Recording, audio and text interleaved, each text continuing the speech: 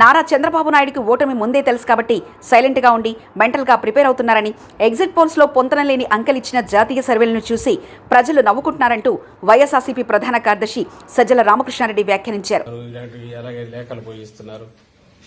కానీ చంద్రబాబు నాయుడు మాత్రం సైలెంట్ గా ఉన్నాడు. గమనించండి, ఆయన మాత్రం ఎక్కడ మాట్లాడట్లా, చాలా గుంభనంగా వ్యవహరిస్తున్నాడు. ఎక్కడ కూడా ఇంతవరకు కామెంట్ చేయట్లా. బహుశా తనకు పిక్చర్ తెలుసు కాబట్టి రేపు ఏం జరగబోతుంది అనేది దానికి మెంటల్ గా ప్రిపేర్ అయినాడు. ఓకే, ఆయన అసలు ఉన్నట్లేడు, దేశంలో ఉన్నట్లేడు నాకు తెలిసి. ఈరోజు బ్యాక్ వచ్చాడా? ఇన్నాళ్ళు అయితే దేశంలో లేడు. స్టేట్ లో 21 ఎంపీ సీట్లు కొట్టేయబోతున్నామని చెప్పని అరుణ్ సింగ్ బీజేపీ లీడర్ కూడా నిన్న చంద్రబాబు ఏ కాన్ఫిడెంట్ తో వాళ్ళ విధంగా మాట్లాడుతున్నారు. అంతే కదా, 2 నుంచి మాకు 4 ఇస్తే 21 వాళ్ళకే కదా. నిన్న ఆ survey India today my axis survey జరిగింది కదా, దాంట్లో నిన్న అసెంబ్లీ చెప్పినట్టున్నారు వాళ్ళకి చేసి. అది నిన్న కూడా అన్నా కదా, మాకు 2 చాలా జనరస్ గా 2 నుంచి 4 ఇచ్చాడు. పాపం ఆయన బీజేడీ వాళ్ళకైతే 0 పెట్టేట్టున్నాడు.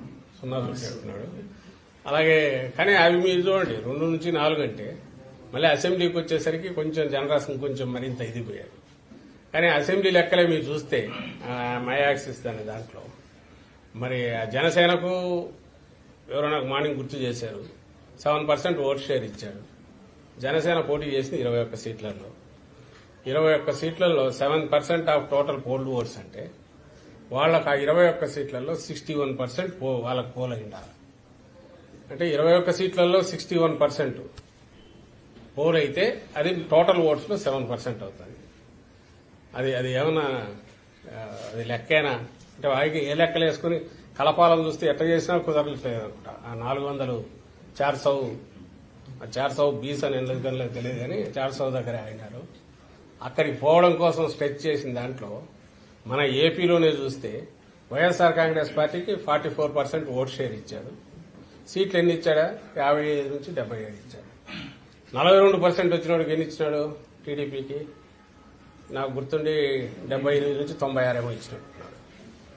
సో జనసేనకైతే ఈ సీట్లో వాళ్ళకి 61% వస్తాయి, 7% టోటల్ వస్తాయి. అంటే ఏమైనా లెక్కలు కుదిరేవైనా పొందికి కుదురుతుందా?